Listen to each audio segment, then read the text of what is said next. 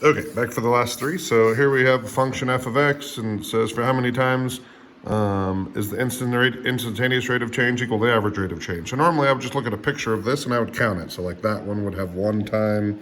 If I drew one like this, that would have twice where instantaneous equals average. I tried that. I graphed this one and I really could not tell. So I decided to change. So I calculated the average slope. So found value here and here on my calculator, calculated that. And then I graphed the derivative of this, so this guy and this guy, and I saw how many times they crossed, which was 3. Okay, so then the next one says, here's a function g with slope always bigger than 0 and always concave up, meaning slopes are only increasing. Then it gives me these 2 points.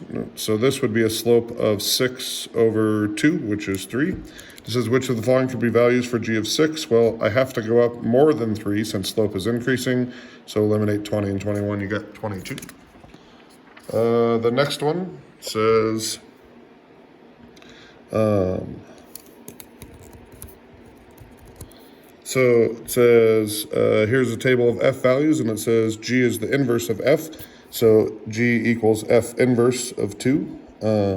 So it asks me to write an equation of a tangent line of g at the point where x equals 2. So if g equals f inverse of 2, then that's the question.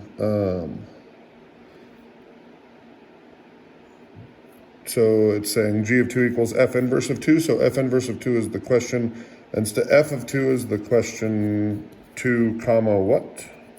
F inverse of 2 is the question what comma 2. So what do I have to plug in to f to get out a 2? So I've got to plug in a 3 to get out a 2. So I've got 3 comma 2. And then the slope is g prime of 2 is f inverse prime of 2, which is 1 over f prime of f inverse of 2. F inverse of 2 is 3, and then we get a 1/5 out of that. So then I can't figure out, I made a mistake somewhere, but I can't figure it out, so I'm sure maybe you can, but my mind is not functioning properly today. So I write my equation of my tangent line, and I get this. And I look over here and I can't find this anywhere, and somehow I mixed up these 2 points, but this is the only one with a slope of 1/5, so I will go with C. Thanks, guys.